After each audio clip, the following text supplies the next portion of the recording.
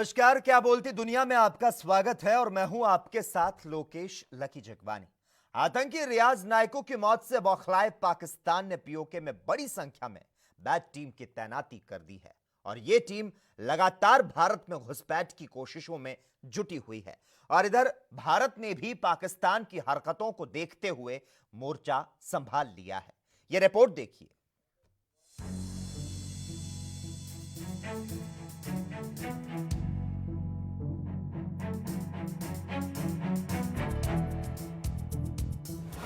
आतंक पर प्रहार, बौखलाया पाकिस्तान। लॉकडाउन के दौरान भी आतंकियों के खिलाफ भारत की कार्रवाई जारी है। पिछले दिनों हंदवाड़ा हमले में अपने 5 वीर सपूतों को गंवाने के बाद भारतीय सेना ने हिजबुल के कश्मीर प्रमुख आतंकी रियाज नायकू को मार गिराया था। आतंक पर भारत के इस कड़े प्रहार से पाकिस्तान बौखला गया। खुफिया सूत्रों की अगर माने तो नियंत्रण रेखा पर पाकिस्तानी आर्मी फायरिंग की आड़ में बैट एक्शन को अंजाम देने की फिराक में है। पीओके में पाक की बड़ी साजिश। खुफिया सूत्रों के मुताबिक पाकिस्तान ने अपने कब्जे वाले कश्मीर में नियंत्रण रेखा के पास मुजाहिद बटालियन तैनात की है। भारत के KG sector, PG sector, Uri, Rajouri, Poonch और मेंढर सेक्टर के सामने पाकिस्तान मुजाहिद बटालियन की मदद से भारी घुसपैठ करा सकता है। पाक अधिकृत कश्मीर में 4 जगह बैट टीम की तैनाती की गई है। बड़ी संख्या में आतंकी दिखने का दावा। सूत्रों की अगर माने तो पाक अधिकृत कश्मीर में मौजूद लॉन्च पैड के नजदीक जैश के साथ ही बड़ी तादाद में अफगानी आतंकी देखे गए। लीपा लॉन्च पैड जम्मू कश्मीर के तंगधार और उरी सेक्टर के सामने पड़ता है। पाक अधिकृत कश्मीर में मौजूद लंजोट और कालूचक एरिया के पास भी बैट की टीम तैनात है। कालूचक लॉन्च पैड जम्मू कश्मीर के पुंछ सेक्टर के सामने पड़ता है। पाक सेना के नापाक इरादे। वहीं खुफिया सूत्रों का कहना है कि पाकिस्तान राजौरी के सामने आतंकियों की घुसपैठ कराने के लिए सेना की मौजूदगी बढ़ा रहा है। राजौरी के सामने पीओके में पाकिस्तान ने 102 mm मोर्टार तैनात किए हैं। पाकिस्तान की सेना 102 mm मोर्टार के जरिए आतंकियों की घुसपैठ कराने के लिए कवर फायर देने की फिराक में है। अमूमन घुसपैठ कराने के लिए पाकिस्तान इस तरह के मोर्टार का इस्तेमाल नहीं करता था। पीओके में बड़ी संख्या में पाक सेना तैनात। सूत्रों के मुताबिक पाकिस्तान ने जम्मू कश्मीर के राजौरी के सामने नियंत्रण रेखा पर फॉरवर्ड डिफेंस लोकेशन जब्बार में कवर फायरिंग देने के लिए 642 मुजाहिद बटालियन को भी तैनात किया है। खुफिया सूत्रों के मुताबिक पाक अधिकृत कश्मीर के पीर कालंजर, डोतिल्ला, केजी, टीओपी में सेना को तैनात किया गया है। रियाज नायकू की मौत से बौखलाया पाक। गौरतलब है कि भारतीय सेना ने हिजबुल के कश्मीर प्रमुख आतंकी रियाज नायकू को मार गिराया था। आतंक पर भारत के इस कड़े प्रहार से पाकिस्तान पूरी तरह से बौखला गया और वो लगातार सीमा पार से आतंकी गतिविधियों को बल देने में जुटा है। हालांकि भारतीय सेना और खुफिया एजेंसियों की ओर से पाकिस्तान की सारी हरकतों पर नजर रखी जा रही है और पाकिस्तान को जवाब देने के लिए मिसाइलें भी पहले से तान रखी है। Special report ANP news.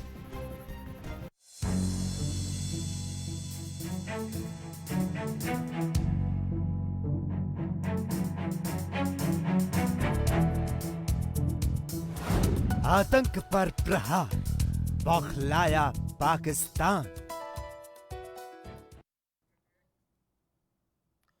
वहीं पूरी दुनिया इस समय कोरोना वायरस पर रिसर्च कर रही है और दुनिया के कई देश कोरोना नाशक वैक्सीन बनाने का दावा कर रहे हैं।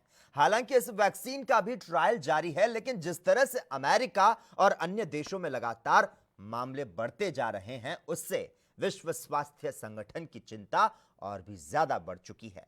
ऐसे में अब चीन के बाद दुनिया के सबसे घनी आबादी वाले देश भारत में यह वायरस कितना कोहराम मचाता है, यह बात पूरी दुनिया के लिए चिंता का विषय बना हुआ है। यह रिपोर्ट देखिए।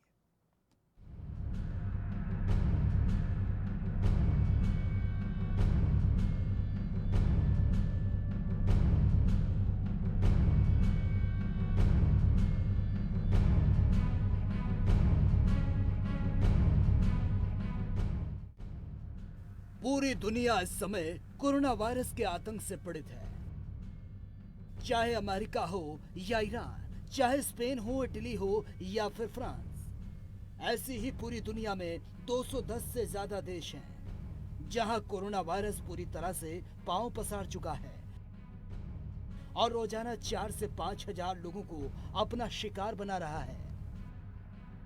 इसी तरह अगर सबसे ज्यादा घनी आबादी वाले दूसरे नंबर के देश की बात करें तो इस समय पूरी दुनिया भारत की तरफ देख रही है, जिसका कारण है भारत में एक तो घनी आबादी और दूसरा भारत में कोरोना वायरस को लेकर शुरू से अख्तियार की गई स्वास्थ्य सेवाएं। इसके अलावा भारत की उपलब्धियों का गुणगान WHO भी कर चुका। WHO के कार्यकारी निर्देशक डॉक्टर माइकल रियान ने एक बयान में कहा था, चीन की तरह भारत भी एक बड़ी आबादी वाला देश है। इस महामारी का भविष्य इस बात से तय होगा कि बड़ी और घनी आबादी वाले देशों में क्या कुछ होता है। इसलिए ये जरूरी है कि भारत जन स्वास्थ्य के स्तर पर बड़े और सख्त कदम उठाए और सोसाइटी के स्तर पर इसे रोकने और नियंत्रित करने की कोशिश से जिंदगियां बचाए। इसके साथ ही डॉक्टर माइकल रियान ने भारत का गुणगान करते हुए ये बात भी कही थी, भारत ने 2 गंभीर बीमारियों चेचक और पोलियो से लड़ने में भी दुनिया को राह दिखाई थी। चेचक वो गंभीर बीमारी थी जिसकी वजह से मौतें हुई, वो दुनिया की सारी लड़ाइयों में हुई मौतों में से भी ज्यादा थी। लेकिन भारत ने जन स्वास्थ्य पर ध्यान दिया और बीमारी का अंत करके दुनिया को एक बेहतरीन तोहफा दिया। इसके अलावा भारत ने पोलियो को भी हराया, सर्विलांस के जरिए लोगों को ढूंढा, मामलों की पड़ताल की और टीकाकरण शुरू किया। भारत ने वो हर चीज की जिसकी जरूरत इस बीमारी से निपटने के लिए करनी चाहिए थी। रेयान यही नहीं रुके, उन्होंने अपनी बात को और आगे बढ़ाते हुए कहा, यह बेहद महत्वपूर्ण है कि भारत जैसे देशों ने राह दिखाई और दुनिया को दिखाया कि क्या किया जा सकता है, जैसे कि उन्होंने पहले किया। भारत ने चेचक और पोलियो से लड़ने को लेकर जो मुहिम शुरू की थी, उसकी तारीफ दुनिया भर में हुई। दरअसल भारत हमेशा से पूरे विश्व को मार्ग दिखाता रहा है और जब अमेरिका ने कोरोना से निपटने के लिए मलेरिया के इलाज में इस्तेमाल होने वाली दवाई हाइड्रोक्सीक्लोरोक्वीन यानी कि HCQ की मांग की, तो तमाम बंदिशों के बावजूद भारत ने न सिर्फ अमेरिका को इस दवाई की सप्लाई की, बल्कि दुनिया के उन तमाम देशों को भी इसकी सप्लाई की जिस देश ने इस दवा की मांग की थी। हालांकि विश्व स्वास्थ्य संगठन का यह भी कहना है कि ये दवा कोरोना वायरस के इलाज में कितनी प्रभावी है, इसे लेकर अभी कोई ठोस प्रमाण मौजूद नहीं है। पूरी दुनिया को भारत से उम्मीदें। गौरतलब है कि WHO समेत पूरी दुनिया इस समय भारत पर निगाहें जमाए बैठी हैं, क्योंकि चीन के बाद भारत ही ऐसा दूसरा देश है जहां 135 करोड़ से ज्यादा आबादी है और घनी आबादी वाले देशों में यह वायरस तबाही मचा सकता है। लेकिन जिस तरह से चीन ने इस वायरस पर काबू किया, उसी तरह से सभी देश भारत से भी यही उम्मीद लगाए बैठे हैं, क्योंकि अगर यह वायरस भारत में विकराल रूप धारण करता है तो अगले कई सालों तक पूरी दुनिया के लिए यह खौफ पैदा कर सकता है, क्योंकि भारत की घनी आबादी पूरे विश्व के लिए सबसे बड़ा खतरा बन सकती है। हालांकि इसके साथ ही WHO ने यह उम्मीद भी जता दी कि जैसे भारत ने पोलियो और चेचक पर विजय हासिल की और पूरी दुनिया को मार्गदर्शन किया, वैसे ही आज भारत को कोरोना वायरस को जड़ से उखाड़ फेंकने में दुनिया का मार्गदर्शन करने की जरूरत है। गौरतलब है कि पोलियो और चेचक पर भारत के प्रयासों का दुनिया ने लोहा माना था और आज सभी देश कोरोना जैसी महामारी पर विजय हासिल करने के लिए भारत के प्रयासों की तरफ देख रहे हैं। आपको बता दें कि भारत में कई वैज्ञानिक इस समय कोरोना नाशक वैक्सीन की खोज में जुटे हैं और भारत सरकार के इन्हीं अथक प्रयासों से आज देश में 23,000 से ज्यादा लोग इलाज के बाद ठीक हो चुके हैं। हालांकि देश में कोरोना मरीजों की संख्या में तेजी से इजाफा हुआ, लेकिन भारत सरकार हर मोर्चे पर नजर बनाए हुए है। News desk special report ANP news.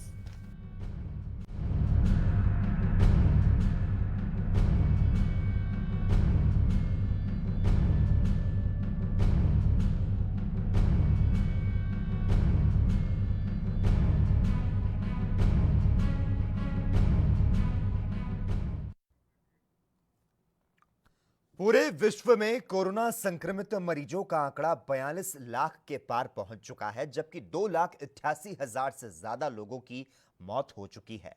तो वहीं अमेरिका की बात करें तो वहां हालात लगातार बिगड़ते जा रहे हैं, जबकि भारत में भी 71,500 से ज्यादा लोग इसकी चपेट में आ चुके हैं। कोरोना के इस तांडव पर यह रिपोर्ट देखिए।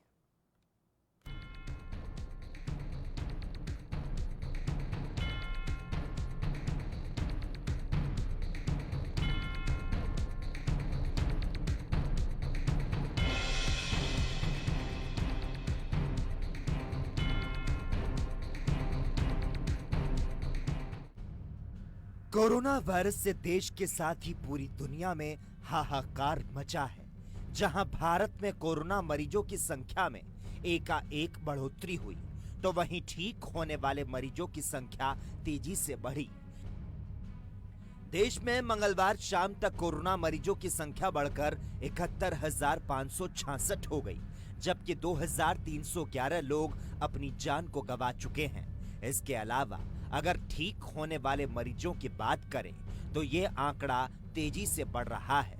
देश में 23,090 लोग इलाज के बाद ठीक हो चुके हैं, जबकि 46,161 अभी भी एक्टिव केस हैं। वहीं दूसरी तरफ अगर पूरे विश्व की बात की जाए तो पूरी दुनिया में कोरोना की चपेट में आकर मरने वालों की संख्या 2,88,000 के पार पहुंच चुकी है, जबकि करीब 43 लाख लोग कोरोना की चपेट में हैं। इसके अलावा 15,44,000 से ज्यादा लोग ठीक भी हुए हैं।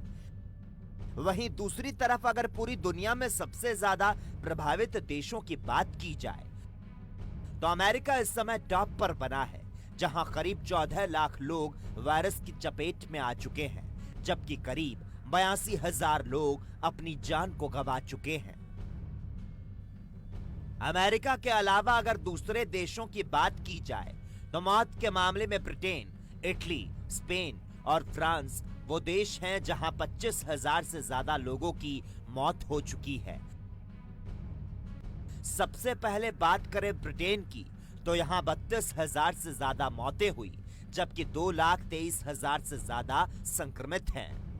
इटली में 30,000 से ज्यादा लोग काल के गाल में समा गए, जबकि 2,19,000 से ज्यादा लोग संक्रमित हैं। स्पेन में मौतों का आंकड़ा 26,000 से ज्यादा का है, जबकि संक्रमित मरीज की बात की जाए तो यह आंकड़ा लगभग 2.25 लाख का है। फ्रांस में 26,000 से ज्यादा लोग काल के गाल में समा गए, जबकि करीब 2.25 लाख संक्रमित हैं। इसी तरह से पूरे विश्व में 210 से ज्यादा देश हैं जहां कोरोना वायरस पूरी तरह से पांव पसार चुका है और इन देशों में कोरोना लगातार कोहराम मचा रहा है।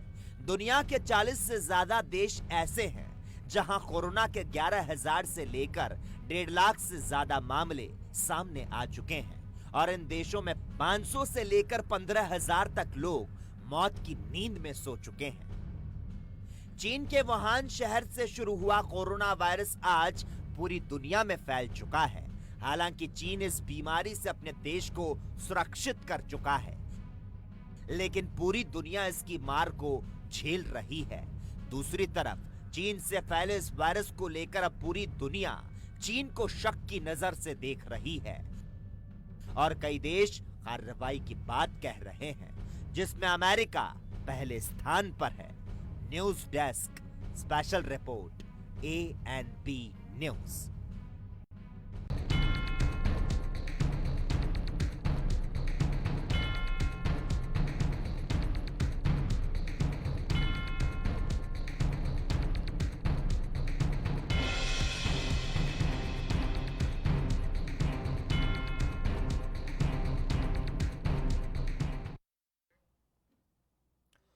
वहीं कोरोना वायरस को लेकर अमेरिकी शोधकर्ताओं ने दुनिया को आगाह किया है। शोधकर्ताओं का कहना है कि दुनिया भर की सरकारें अगले 2 साल तक कोविड-19 को लेकर अलर्ट पर रहें, क्योंकि एक बार जाने के बाद ये फिर से सिर उठा सकती है। एक रिपोर्ट देखिए।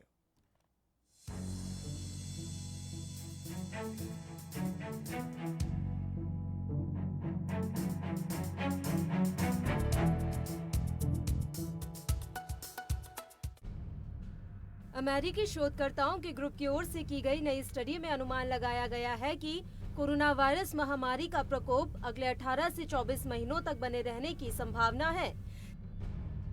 साथ ही दुनिया भर की सरकारों को आगाह किया गया है कि वो अगले 2 साल तक बीमारी के समय समय पर दोबारा सिर उठाने की स्थिति के लिए तैयार रहें। दरअसल ये रिसर्च अमेरिका के मिनेसोटा विश्वविद्यालय में centre for infectious disease research and policy की ओर से कोविड-19 व्यू पॉइंट नाम से की गई स्टडी इन्फ्लुएंजा महामारी के पिछले पैटर्न पर आधारित है। इस स्टडी को करने वाले 4 रिसर्चर्स हैं, जिनके नाम हैं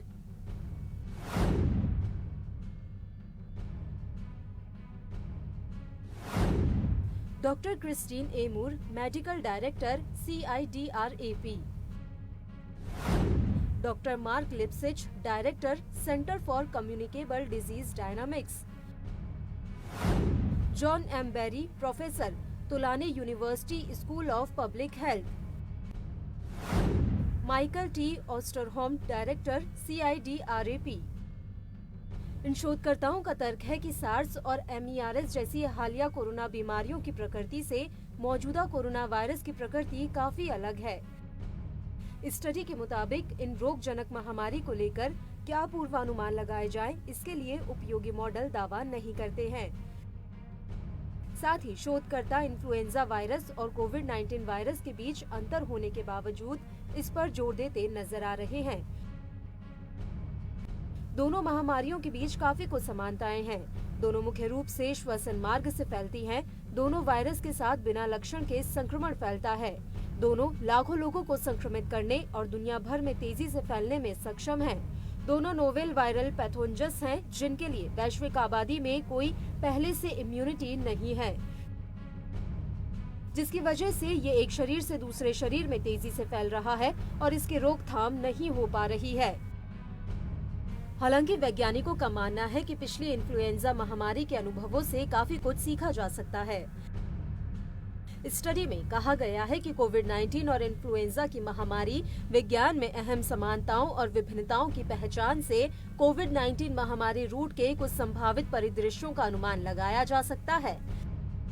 पिछली महामारियों के आधार पर शोधकर्ताओं ने नोवेल कोरोना वायरस के लिए 3 संभावित परिदृश्यों का अनुमान लगाया है। हालांकि वे दोनों के बीच अहम अंतर की ओर भी संकेत करते हैं, जो कोविड-19 को बड़ा खतरा बनाता है। शोधकर्ताओं के मुताबिक नोवेल कोरोना वायरस का इंक्यूबेशन पीरियड इन्फ्लुएंजा से अधिक है। डेटा बताता है कि कोविड-19 कैसे बना बड़ा खतरा। इसकी बिना लक्षण वाली प्रवृत्ति इन्फ्लुएंजा से कहीं ज्यादा है। नोवेल कोरोना वायरस का बुनियादी रिप्रोडक्शन नंबर भी इन्फ्लुएंजा महामारी से अधिक होना अपेक्षित है। कोरोना बदल रहा रूप। स्टडी में नोट किया गया कि सर्दी या गर्मी जैसे मौसमों का पिछली महामारियों में कोई ज्यादा असर नहीं देखा गया।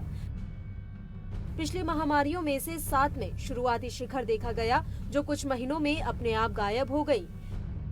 लेकिन उन 7 में से प्रत्येक के पहले शिखर के लगभग 6 महीने बाद दूसरा पैटर्न था। इसके अलावा मानव श्वसन प्रणाली पर हमला करने वाले इन्फ्लुएंजा के अधिक गंभीर ए स्ट्रेन ने धीरे धीरे मौसमी इन्फ्लुएंजा वायरस को रिप्लेस करना शुरू कर दिया है। सभी देशों को रणनीति बनाने की जरूरत।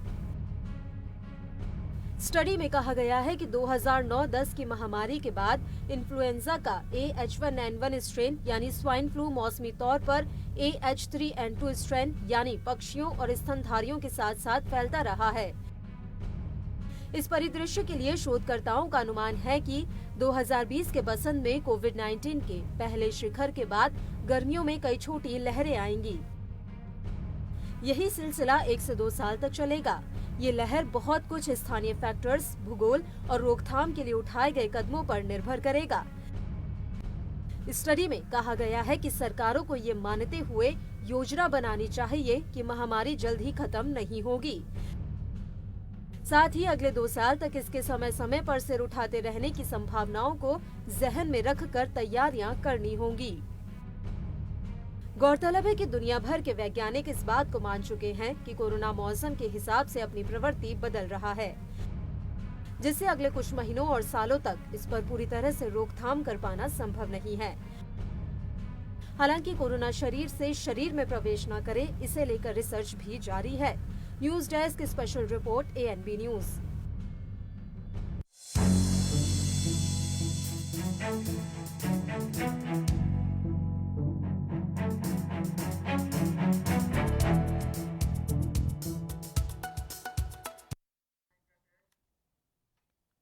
पिछले 50 से भी ज्यादा दिनों से पंजाब में फंसे उत्तराखंड के 109 लोगों को स्पेशल बसों के माध्यम से वापस उनके घर भेजा गया।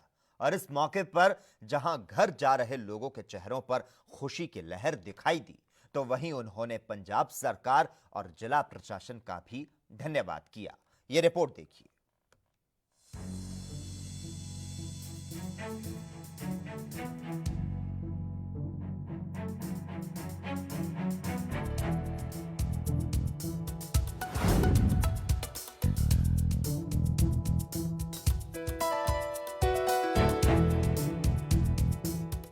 पिछले लंबे समय से पंजाब के अलग अलग हिस्सों में फंसे प्रवासी मजदूरों को वापस उनके घर भेजने की मुहिम अब शुरू कर दी गई है। इसी कड़ी में पंजाब सरकार ने उत्तराखंड के 109 लोगों को स्पेशल बसों के जरिए वापस उनके घर भेजा, जो पिछले 50 से भी ज्यादा दिनों से फरीदकोट में फंसे हुए थे। इन लोगों को बकायदा स्वास्थ्य विभाग की ओर से पूरी तरह जांच करने के बाद ही वापस उनके घर भेजा गया है। इस मौके पर कोटकपुरा के SDM अमित सरीन भी मौके पर मौजूद रहे, जिन्होंने बताया कि इन प्रवासी लोगों को 4 बसों के जरिए हरिद्वार भेजा गया है, जहां से वे अपने अपने गांवों और शहरों की तरफ चले जाएंगे। साथ ही SDM ने बताया कि इन लोगों ने पिछले दिनों पंजाब सरकार की वेबसाइट पर रजिस्टर्ड किया था, जिसके बाद स्वास्थ्य विभाग की टीम ने इनकी जांच के बाद इन्हें बसों से रवाना किया। यहाँ पर लोग फंसे हुए थे, उनको हमने निकाला है। 109 लोग भेजे हैं हमने हरिद्वार। वहाँ के SP साहब से हमारा कोऑर्डिनेशन हो गया, DC साहब से कोऑर्डिनेशन हो चुका है। वहाँ पे श्री अजय जी हैं, जिनसे बातचीत हो गई है। ये गाड़ियाँ हमारी लगभग 11:30-12 बजे वहाँ पहुँच जाएंगी हरिद्वार में, और वहाँ से फिर वो उन्होंने अरेंजमेंट आगे कर रखा है। इनको आगे जो भी इनके गाँव है, चमेली है, उत्तरकाशी है, वहाँ पर भेज देंगे। कितनी गाड़ियाँ भेजी गई हैं? 4 बसेस भेजी गई हैं, जिनमें टोटल 109 लोग हैं। उनको खाना खिला के, खाना एक पैकेट साथ में दे दिया है, साथ में पानी की बोतल, बिस्किट्स हैं, वो उनको साथ में दे दिए गए हैं कि वो कंफर्टेबली वहाँ पे पहुँच जाए। वहीं दूसरी तरफ अपने घर जा रहे प्रवासी लोगों से जब हमने बात की, तो उन्होंने पंजाब सरकार और जिला प्रशासन का तहे दिल से धन्यवाद किया। उत्तराखंड जा रहे हैं और पंजाब सरकार का बहुत बहुत धन्यवाद करते हैं, जिन्होंने यहाँ पे अपने खान पान के वास्ते सारे जल वगैरह, अपना खाने पीने का सारे सुविधाएं अपने को दे रखी है। और सुबह तक हम उत्तराखंड पहुँच जाएंगे। और DC साहब का भी धन्यवाद। पंजाब सरकार ने धन्यवाद है, हमारे वास्ते इतनी व्यवस्था किया है कि हमारे खाना पीने के लिए, पानी के लिए, रहने के लिए, बच्चों के खाने, ये बिस्कुट कुरकुरा सारे कुछ लेके आए हैं। हमारी व्यवस्था को बहुत बढ़िया हुई है। हम फरीदकोट से उत्तराखंड जा रहे हैं और बहुत ही अच्छा सिस्टम कर रखा है। ये अपना फरीदकोट साहब ने बहुत अच्छी सुविधा कर रखी है। बस में सब कुछ है, खाना है, पान है, जल है, स्थल है, सब कुछ है। बहुत ही अच्छी सुविधा दे रखी है। और हम सुबह उत्तराखंड पहुंच जाएंगे। और सभी भाई लोगों को यह है कि अपने अपनी सुविधा में रहना। मैंने सरकार सभी प्रत्येक राज्यों की सरकार से कहना चाहूँगा सब यही व्यवस्था करें और हमारे सारे भारतवर्ष के लोगों को एकता की भावना को बनाते हुए सब अपने राज्य में फंसे हुए लोगों का मदद करें, हेल्प करें। भगवान आपका भला करे। जब जनता रहेगी तभी प्रतिनिधि अधिकारी लोग रहेंगे, तभी प्रशासनिक लोग रहेंगे। मैं आप सभी को धन्यवाद करना चाहूँगा। जय हिंद, जय भारत। गौरतलब है कि ये लोग पिछले कई दिनों से पंजाब में फंसे हुए थे और लगातार प्रशासन से वापस घर जाने की भी अपील कर रहे थे, लेकिन देश में लगे लॉकडाउन की वजह से राज्य सरकारें इसे लेकर असमर्थता दिखा रही थी। लेकिन जैसे ही केंद्र सरकार की ओर से थोड़ी राहत दी गई, तो प्रदेश सरकारों ने इन्हें वापस भेजने की मुहिम शुरू कर दी है। फरीदकोट से नरेश सेठी की रिपोर्ट, ANB न्यूज।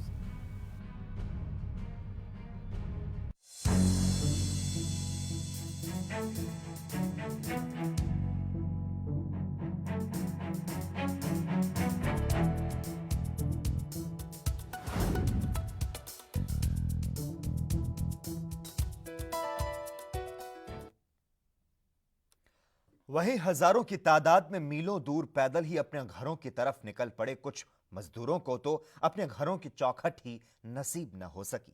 कुछ मजदूर तो भूख, प्यास और सफर से मर गए, तो कुछ हादसों का शिकार हो गए। इन्हीं मजदूरों में से कुछ मजदूरों पर एक काल रूपी कार उस समय चढ़ गई जब वो पैरों में सूजन लिए और दिल में परिजनों से मिलने की आस लिए घर की तरफ जा रहे थे। यह रिपोर्ट देखिए।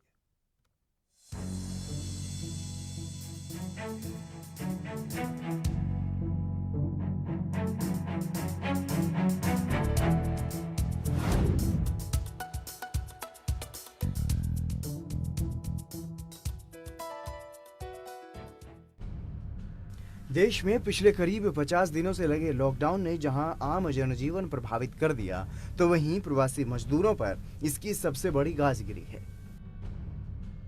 इनमें से भी जो मजदूर रोज कमाकर खाने वाले हैं, उनकी तो कमर ही टूट गई है।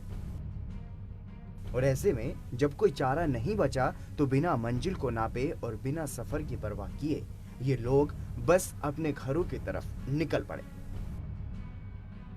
इनमें से बहुत से लोग तो घर ही नहीं पहुंच सके, कुछ ने भूख प्यास की वजह से दम तोड़ दिया, तो कुछ हादसों का शिकार हो गए।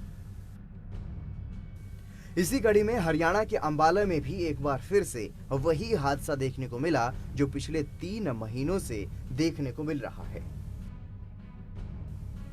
यहां एक हवा से बातें करती कार 2 प्रवासी मजदूरों पर चढ़ गई, जिससे एक मजदूर की तो मौके पर ही मौत हो गई, जबकि दूसरे मजदूर को गंभीर हालत को देखते हुए उसे PGI चंडीगढ़ रेफर करना पड़ा। उधर घटना की सूचना मिलते ही पुलिस भी मौके पर पहुंच गई और शव को कब्जे में लेकर नागरिक अस्पताल पहुंचा दिया गया। उधर नागरिक अस्पताल के डॉक्टरों ने बताया कि जब दोनों को अस्पताल लाया गया था, तो उनमें से एक की तो पहले से ही मौत हो चुकी थी, जबकि दूसरा गंभीर रूप से घायल था। हमारे पास 2 पेशेंट आए थे, एक सीरियस था, उसको तो हमने PGI रेफर कर दिया है, और एक पेशेंट है जो ब्रॉड डेड आया है, उसका नाम अशोक मंडल बताया जा रहा है। हाँ जी सर। ये बिहार, जो हमें पता लगा है कि ये बिहार जा रहे थे और हुड्डा के पास इनका एक्सीडेंट हुआ है किसी अज्ञात वाहन से, और हमारे पास एक ब्रॉड डेड आया है और एक जो है सीरियस था, उसको PGI रेफर कर दिया गया। हाँ जी। और जिसकी डेथ हुई है उसको मोर्चरी शिफ्ट कर दिया गया है और पुलिस को इन्फॉर्म कर दिया गया है। वहीं दूसरी तरफ हादसे का शिकार हुए प्रवासी मजदूरों के साथियों ने बताया कि पैसे खत्म होने की वजह से खाने पीने का कोई इंतजाम नहीं था, जिसकी वजह से वो पैदल ही अपने घरों की तरफ निकल पड़े थे। लेकिन हमें नहीं पता था कि हमारे साथी का ये सफर आखिरी सफर होगा। दे दिया जिसका मौत हुआ उसका नाम था अशोक कुमार मंडल, और जो एक्सीडेंट किया है उसका नाम था पिंकू कुमार, और 2 बंदे जो है बच गए हैं, बीजल नाम है और एक का मनोज नाम है। वो एक्सीडेंट जिसका किया है वो कहाँ गए हैं, चंडीगढ़ गए हैं PGI, और एक डेट जो है यहीं सिविल हॉस्पिटल में है। लॉकडाउन के चलते बहुत दिक्कत प्रॉब्लम आ रहा है हम लोगों को, जो पास पैसे नहीं है, जाने में जो है रास्ते में रिटर्निंग दे देते हैं। हाँ जी। आज ये लॉकडाउन के चलते ही हादसा हुआ। अगर जाने का व्यवस्था रहता हम लोगों के पास, अगर पैसे नहीं था तो ट्रेन से किसी तरह चले जाते। वहीं दूसरी तरफ इस हादसे को अंजाम देने वाला आरोपी कार चालक मौके से फरार हो गया और पुलिस उसकी तलाश में जुट गई। फिलहाल पुलिस ने कार को कब्जे में ले लिया है। ये छोटे खुड्डे के पास ये गाड़ी हिट कर गई थी इनोवा। बता दो। छोटे खुड्डे के पास एक गाड़ी हिट कर गई थी इनोवा। उसने एक एक्सीडेंट में एक की इंजर्ड हो गया, एक डेथ होगी मौके पर ही। उसको इंजर्ड का अस्पताल में पहुंचाया गया है। जो डेथ हुई है उसको भी हमने भेज के अस्पताल में पहुंचा दिया है। बाकी गाड़ी वहां से भाग गई थी, यहाँ गाड़ी पकड़ लिया, राउंड अप कर लिया। जो इसमें ड्राइवर था वो फरार है, जिसकी तलाश करके इसका नंबर पता करके तलाश करके कार्रवाई अमल में लाई जाएगी। गौरतलब है कि मार्च महीने से लेकर अब तक सैकड़ों प्रवासी मजदूर मौत की नींद सो चुके हैं। ये लोग निकलते तो अपने घरों के लिए थे, लेकिन भूख, प्यास, थकावट और दुर्घटनाओं ने इन्हें घर तक नहीं पहुंचने दिया। हालांकि केंद्र सरकार ने सभी मजदूरों को कुछ और दिन तक प्रतीक्षा करने के लिए कहा है, लेकिन उन्हें राशन और जरूरी सामान भेजने के लिए कोई भी सरकार जहमत नहीं उठा रही, जिसकी वजह से ये लोग सरकार के आह्वान के बाद भी मीलों दूर अपने घर की तरफ पैदल ही निकल पड़ते हैं। अब यहाँ सवाल ये उठ रहा है कि अगर सरकार इन लोगों की इतनी ही हितैषी है तो वो इन लोगों के खाने पीने और रहने का इंतजाम करती, ताकि ये लोग कुछ दिनों तक और इंतजार कर पाते। अंबाला से अंकुर कपूर की रिपोर्ट, ANP न्यूज़।